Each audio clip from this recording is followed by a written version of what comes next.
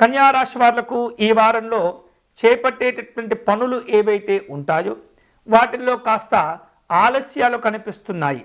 అటువంటి ఆలస్యాలను తక్కువ చేసుకోవాలి. నిర్ణయాలను అనేక విధాలుగా మార్చుకునేటటువంటి ప్రయత్నాలు కూడా జరుగుతుంటాయి. ఆర్థికపరమైనటువంటి స్థితిగతులు అన్ని విధాలుగా మీకు అనుకూలంగా ఉంటాయి. నిరుద్యోగులకు కాస్త నిరాశలు ఉన్నప్పటికీ వాటి నుండి తొందరగానే బయటపడగలుగుతారు. తీర్థయాత్రలు చక్కగా చేయగలుగుతారు. చిన్ననాటి స్నేహితులను కలుసుకునే అవకాశాలు కూడా ఉన్నాయి. దగ్గర వ్యక్తుల నుండి లేదా బంధువుల నుండి మిత్రుల నుండి కాస్త ఒత్తిళ్లు ఎదుర్కొనేటటువంటి పరిస్థితి ఉంటుంది. విమర్శలు ప్రతివిమర్శలు వాగ్వివాదాలు చోటు చేసుకునేటటువంటి సందర్భం ఈ వారం కనబడుతున్నందున అందరితో కూడా జాగ్రత్తగా వ్యవహరించండి. అనవసరమైనటువంటి విషయాల్లో జోక్యం చేసుకోకుండా ఉండండి.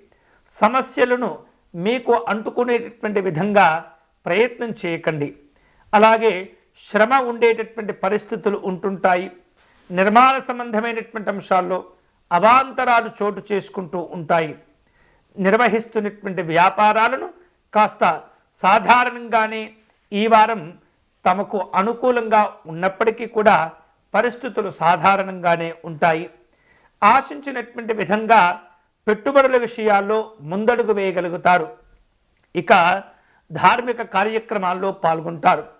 ఉద్యోగపరమైనటువంటి అంశాల్లో అదనపు బాధ్యతలు కాస్త ఉక్కిరిబిక్కిరి చేసేటటువంటి ప్రయత్నాలు చేయగలుగుతాయి. జాగ్రత్తగా ఉండాలి. కళాకారులకు చికాకులు ఏర్పడేటటువంటి సూచనలు కనిపిస్తున్నాయి. వారం మధ్యలో కొన్ని శుభవార్తలు సంతోషాన్ని కలుగచేస్తుంటాయి. వివిధ రూపాల్లో పరిచయాలు కూడా ఏర్పడేటటువంటి అవకాశాలు ఉన్నాయి. ఈ వారం కన్యారాశి వారు మరిన్ని శుభ ఫలితాలు పొందేందుకై పరమేశ్వరుని పూజించటం ఆరాధించటం అనేది చాలా చాలా అవసరము. వీలైతే కనుక ప్రతినిత్యం కూడా శివ పంచాక్షరి జపం చేసుకుంటూ ఉండటం, శివాష్టకమును పారాయణం చేసుకుంటూ ఉండటం అనేది చాలా మంచిది, మీకు అవసరం కూడా.